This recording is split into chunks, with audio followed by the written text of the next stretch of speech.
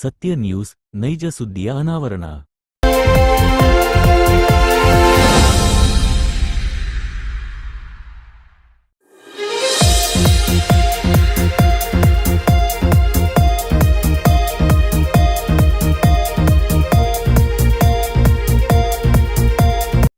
ನಾವೆಲ್ಲ ಈ ಹಿಂದೂ ಸಮಾಜದ ಪ್ರತಿನಿಧಿಗಳು ನಾವು ಈ ಪತ್ರಿಕಾಗೋಷ್ಠಿಯನ್ನು ಕರೆದು ಎಲ್ಲ ವಿಚಾರವನ್ನು ಸಮಗ್ರವಾಗಿ ತಿಳಿಸೋದಕ್ಕೆ ತಡ ಆಯಿತು. ಪ್ರಶ್ನೆ ಬರ್ಬೋದು, ಯಾಕೆ ಪತ್ರಿಕಾಗೋಷ್ಠಿಗಳು ಶಾಸಕರು ನಡೆಸಿದ್ದು ಸಮಯ ಹೌದೌದು, ಅದಕ್ಕೋಸ್ಕರನೇ ಯಾಕೆ ಈ ಥರ ಆಯಿತು ನೋಡಿ. ಅವರು ಪ್ರಾರಂಭದಲ್ಲಿ 7-8 ಜನ, ಅದಕ್ಕೂ ಹೆಚ್ಚು ಜನ ಆ ದೌರ್ಜನ್ಯವನ್ನು ಎಸಗ್ತಾರೆ.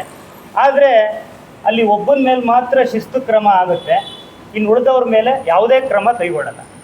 ಆದರೆ ಇದನ್ನು ವಿರೋಧಿಸಿ ಪ್ರತಿಭಟನೆ ಮಾಡಿದಂಥ ಹಿಂದೂ ಸಮಾಜದ ಪ್ರಮುಖರ ಮೇಲೆ ಕೇಸ್ ದಾಖಲು ಮಾಡ್ತಾರೆ, FIR ಮಾಡ್ತಾರೆ.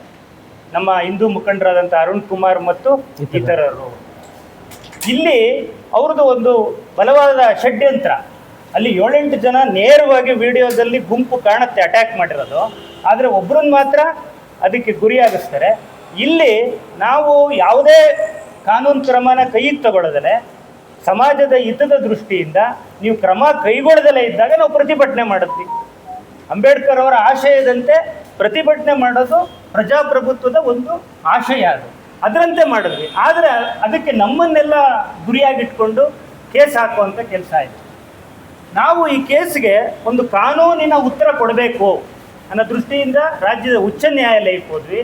ಅಲ್ಲಿಂದ ನಾವು ಆ FIRಗೆ ತಡೆ ಒಡ್ಡುವಂಥ ಕಾರ್ಯ ಮಾಡಿ ಮೊನ್ನೆಯಿಂದ ನಮಗೆ ಆ FIRಗೆ ತಡೆ ಒಡ್ಡುವಂಥ ಸ್ಟೇ ಆಗುವಂತಹ ಒಂದು ಕೆಲಸ ನಡೀತು. ನಾವು ಅಲ್ಲಿವರೆಗೂ ಯಾವುದೇ ಇದಕ್ಕೆ ಉತ್ತರ ಕೊಡಬಾರ್ದು. ನಾವು ಕಾನೂನಿನ ನೆರವಿನಿಂದ, ನಾವು ಕಾನೂನು ನಮ್ಮ ವಿಚಾರದಲ್ಲಿ ನಮಗೆ ಸಹಮತ ಸಿಗೋವರೆಗೂ ನಾವು ಅದಕ್ಕೆ ಕಾಯಬೇಕು. ನಂತರ ಈ ಎಲ್ಲ ವ್ಯವಸ್ಥೆಗೆ ಉತ್ತರ ಕೊಡಬೇಕು ಅನ್ನೋ ಒಂದೇ ಉದ್ದೇಶಕ್ಕೋಸ್ಕರ ಈ ಪತ್ರಿಕಾಗೋಷ್ಠಿನ ತಡವಾಗಿ ಕರೆದಿದ್ದೀವಿ. ಅವರು ಭಾಳ ಎಲ್ಲ ಹಿಂದೂ ಸಮಾಜದ ಮನಸ್ಸಿಗೆ ನೋವಾಗುವಂಥ ರೀತಿಯಲ್ಲಿ ದೊಂಬರಾಟ ಅಂತ ಕರೆದಿ ರಾಜಕೀಯ ದೊಂಬರಾಟ ಮಾಡಿದ್ದಾರೆ. ಹಿಂದೂ ಸಮಾಜ ರಾಜಕಾರಣಿಗಳನ್ನ ಹೊರತುಪಡಿಸಿ ಹಿಂದೂ ಸಮಾಜ ಇಲ್ಲ.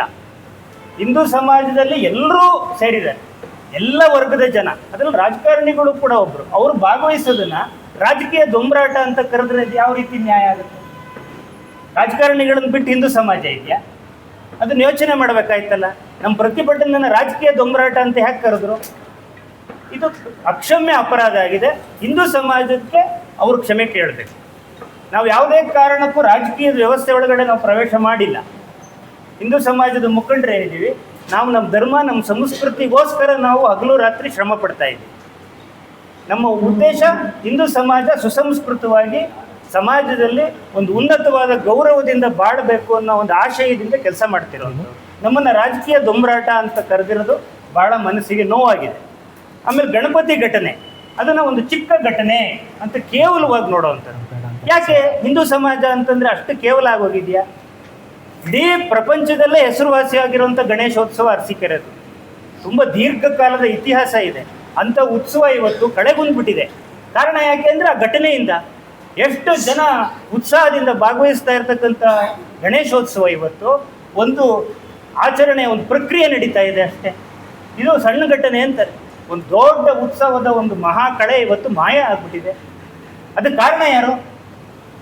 ಅದ್ರ ಮೇಲೆ ಕಲ್ತೂರಾಟ ನಡೆಸಿದ್ರಲ್ಲ, ಅಪರಾಧ ಏನು ಮಾಡಿದ್ರು? ಹುಳಿಯಾರ್ ರಸ್ತೆನಲ್ಲಿ ಹಿಂದೂ ಧರ್ಮದ ಮೆರವಣಿಗೆಗಳು ಹೋಗಬಾರ್ದ? ಅದು ಭಾರತ ದೇಶದಲ್ಲಿಲ್ವ ಹುಳಿಯಾರ್ ರಸ್ತೆ? ಅದನ್ನು ತಿಳ್ಕೊಬೇಕಲ್ಲ. ಸರ್ವಧರ್ಮ ಸಮಭಾವ ಅಂತಾರೆ.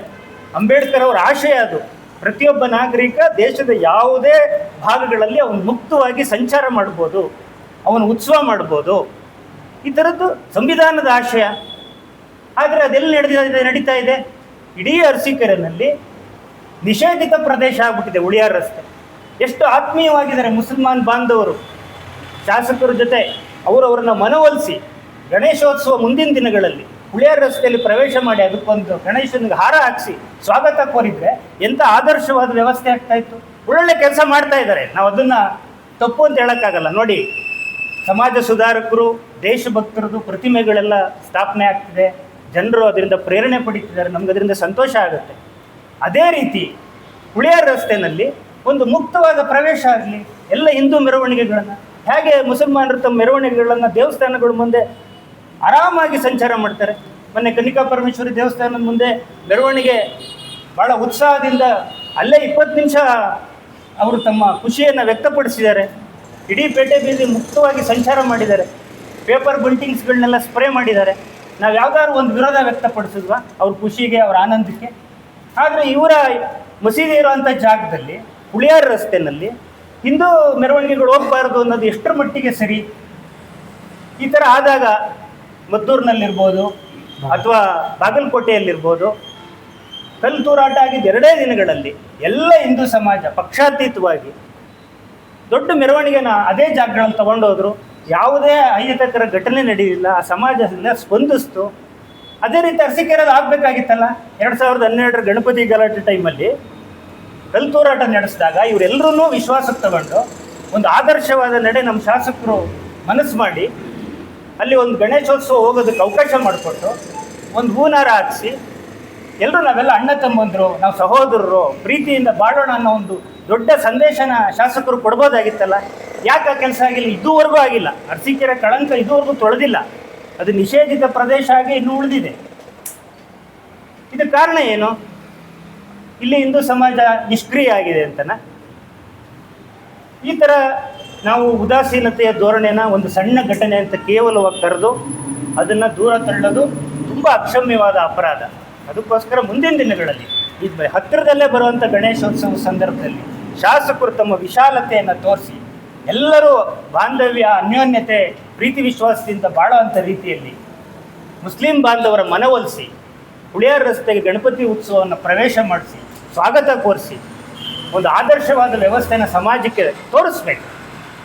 ನಾವು ಕೇವಲ ಸರ್ವಧರ್ಮ ಸಮಭಾವ, ಎಲ್ಲರೂ ನಾನು ಒಂದೇ ರೀತಿಯಲ್ಲಿ ಕಾಣ್ತೀನಿ ಅಂತ ಹೇಳಿ ಈ ತಾರತಮ್ಯದ ಧೋರಣೆ ಏನಿದೆ, ಒಂದು ರಸ್ತೆಗೆ ಪ್ರವೇಶ, ಇನ್ನೊಂದು ರಸ್ತೆಗೆ ಪ್ರವೇಶ ಇಲ್ಲ. ನಾವೆಲ್ಲ ದೇವಸ್ಥಾನಗಳ ಮುಂದೆ ಅವ್ರ ಮೆರವಣಿಗೆ ಹೋಗೋದಕ್ಕೆ ಮುಕ್ತವಾಗಿ ನಾವು ಅವಕಾಶ ಮಾಡಿಕೊಟ್ಟಿದ್ದೀವಿ. ನಮಗೆ ಯಾಕೆ ಈ ನಿರ್ಬಂಧ? ನಾವು ಯಾವ ದೇಶದಲ್ಲಿದ್ದೀವಿ? ಇದನ್ನು ದಯವಿಟ್ಟು ಎಲ್ಲರೂ ವಿಶ್ವಾಸಕ್ಕೆ ತಗೊಂಡೋಗುವಂಥ ಮನಸ್ಸಿರೋವಂಥ ಶಾಸಕರು ಈ ಥರದ್ದೊಂದು ದೊಡ್ಡ ಆದರ್ಶವಾದ ಒಂದು ನಡೆಯನ್ನು ಸಮಾಜದ ಮುಂದೆ ತೋರಿಸ್ಬೇಕು. ಆಗ ನಾವು ಕೂಡ ತುಂಬ ಮೆಚ್ತೀವಿ. ಇವರೆಲ್ಲರನ್ನೂ ಸಮಾನ ಭಾವದಿಂದ ಕಾಣ್ತಾ ಇದ್ದಾರೆ. ಆ ಒಂದು ಮುಂದಿನ ದಿನಗಳಲ್ಲಿ ಅವರ ನಡೆ ಆ ದಿಕ್ಕಿನಲ್ಲಿ ಸಾಗಲಿ ಅಂತ ನಾವು ಆಗ್ರಹಿಸ್ತಾ ಇದ್ದೀವಿ. ನಮ್ಮ ನೋವಿಗೆ ಅವರು ಸ್ಪಂದಿಸಿ ಒಂದು ಕ್ಷಮೆಯನ್ನು ಕೋರಬೇಕು.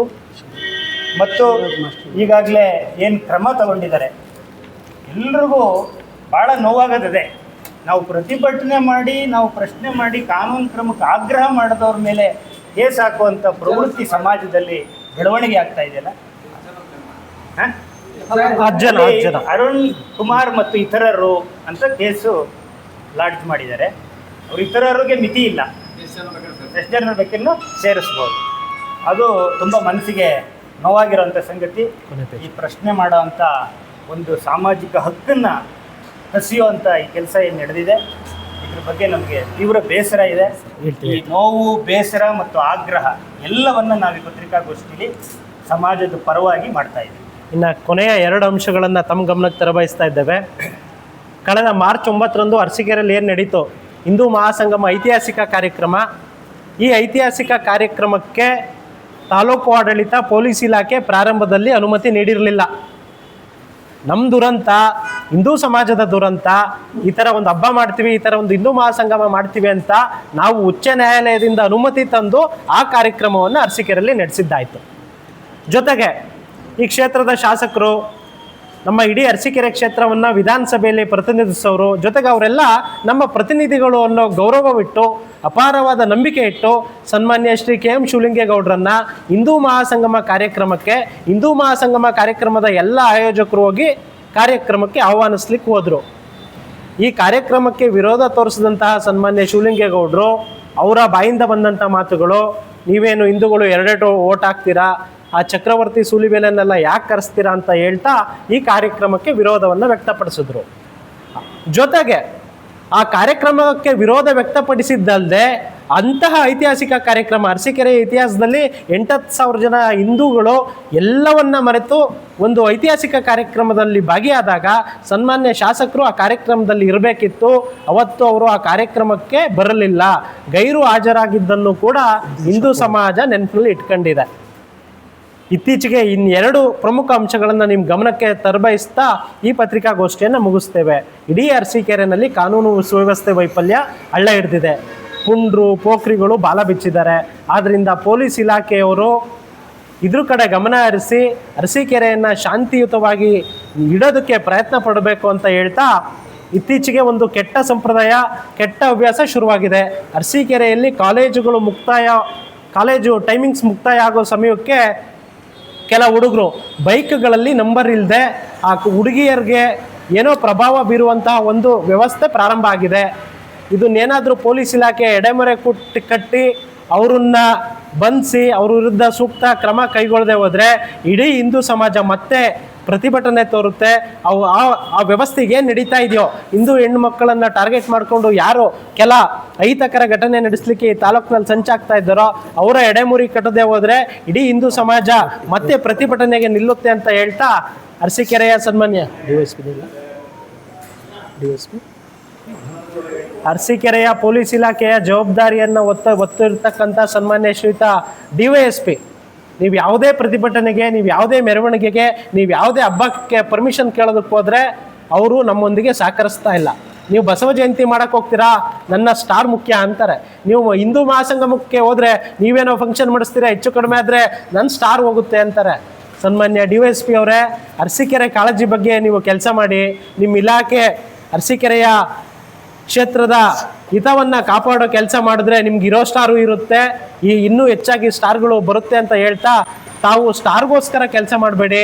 ತಮಗೇನು DYSP ಆಗಲಿಕ್ಕೆ ಇಲ್ಲಿ ಕೆಲಸ ಮಾಡಲಿಕ್ಕೆ ಸರ್ಕಾರ ನೇಮಿಸಿದೆ, ಆ ಕೆಲಸವನ್ನು ಮಾಡಲಿ ಅಂತ ಹೇಳ್ತಾ, ಈ ಪತ್ರಿಕಾಗೋಷ್ಠಿಗೆ ಸಹಕರಿಸಿದ ಎಲ್ಲ ಮಾಧ್ಯಮ ಮಿತ್ರರಿಗೂ ಧನ್ಯವಾದಗಳನ್ನು ತಿಳಿಸ್ತಾ, ಈ ಪತ್ರಿಕಾಗೋಷ್ಠಿಯಲ್ಲಿ ಭಾಗಿಯಾದಂತಹ ಎಲ್ಲ ಹಿಂದೂ ಸಮಾಜದ ಮುಖಂಡರಿಗೂ ಅಭಿನಂದನೆಗಳನ್ನು ತಿಳಿಸ್ತಾ, ಈ ಪತ್ರಿಕಾಗೋಷ್ಠಿಗೆ ಇನ್ನೋರ್ವ ಹಿಂದೂ ಮುಖಂಡರಾದಂತಹ ಸನ್ಮಾನ್ಯ ಶ್ರೀ GVT ಬಸವರಾಜ್ರವರು ತಡವಾಗಿ ಆಗಮಿಸಿದ್ರು. ಅವ್ರಿಗೂ ಕೂಡ ಸ್ವಾಗತವನ್ನು ಕೋರ್ತಾ ಈ ಪತ್ರಿಕಾಗೋಷ್ಠಿಯನ್ನು ಮುಗಿಸ್ತಾ ಇದ್ದೇವೆ.